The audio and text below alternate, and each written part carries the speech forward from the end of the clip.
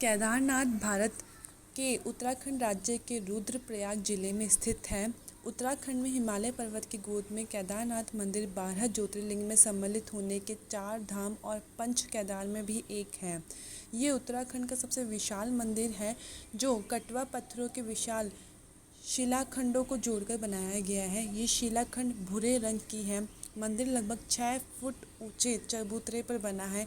इसका गर्भगृह प्राचीन है जिसे 80वीं शताब्दी के लगभग माना जाता है। केदारनाथ धाम और मंदिर 3 तरफ पहाड़ों से घिरा है। एक तरफ है करीब 22,000 फुट ऊंचा केदारनाथ, दूसरी तरफ है 21,600 फुट ऊंचा खर्च कुंड और तीसरी तरफ है 22,700 फुट ऊंचा भरत कुंड।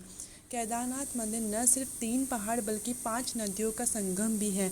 यहाँ मंदाकिनी, मधुगंगा, शीरगंगा, सरस्वती और स्वर्णगौरी इन नदियों में से कुछ का अब अस्तित्व नहीं रहा, लेकिन अलकनंदा की सहायता मंदाकिनी आज भी मौजूद है।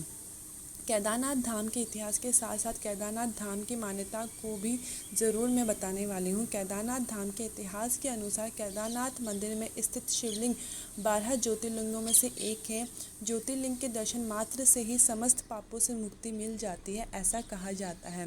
केदारनाथ मंदिर के किनारे से केदारेश्वर धाम स्थित है। पत्थरों से बने शैली में बने केदारनाथ मंदिर के इतिहास के बारे में कहा जाता है कि इसका निर्माण पांडव वंश के जन्मेजय ने कराया है, लेकिन ऐसा भी कहा जाता है कि इसकी स्थापना आदि गुरु शंकराचार्य ने की है। केदारनाथ के पुजारी मैसूर के जंगम ब्राह्मण ही होते हैं।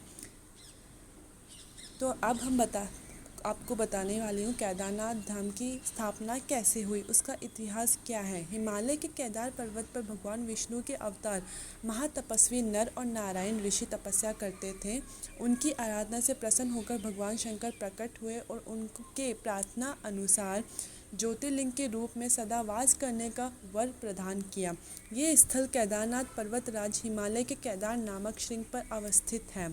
ऐसा माना जाता है कि महाभारत के युद्ध में विजय होने पर पांडव भ्रातृहत्या परिवार वालों की हत्या के पाप से मुक्ति पाना चाहते थे। इसके लिए वे भगवान शंकर का आशीर्वाद पाना चाहते थे, लेकिन भगवान शंकर पांडवों से गुस्सा थे।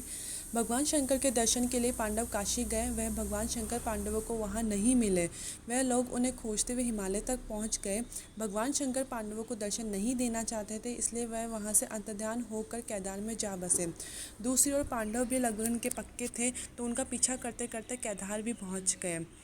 भगवान शंकर ने बैल का रूप धारण करके अन्य पशुओं में जा मिले। पांडवों को संदेह हो गया था कि भगवान शंकर इन पशुओं के झुंड में उपस्थित हैं। तभी भीम ने अपना विशाल रूप धारण कर 2 पहाड़ों पर अपना पैर फैला दिए। अन्य सब गाय बैल तो निकल गए, पर शंकर जी रूपी बैल का धारण कर पैर के नीचे से जाने को तैयार नहीं हुए। तब भीम पूरी ताकत से बैल पर झपटे, लेकिन बैल भूमि में अंतर्ध्यान करने लगा।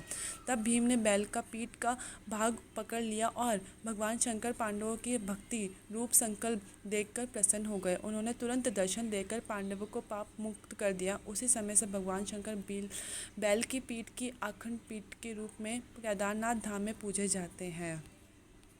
उम्मीद है कि आपको केदारनाथ धाम के इतिहास के बारे में ये जानकारी मिलने और कुछ और भी मैं आपको जानकारी देने वाली हूँ, और मंदिर और शिव जी से रिलेटेड कोई और अगर मुझे इन्फॉर्मेशन मिलती है तो मैं आपके साथ ज़रूर शेयर करूँगी। और अगर आपको कोई जानकारी जाननी है तो प्लीज़ मुझे कमेंट बॉक्स में बताइए। Thank you so much.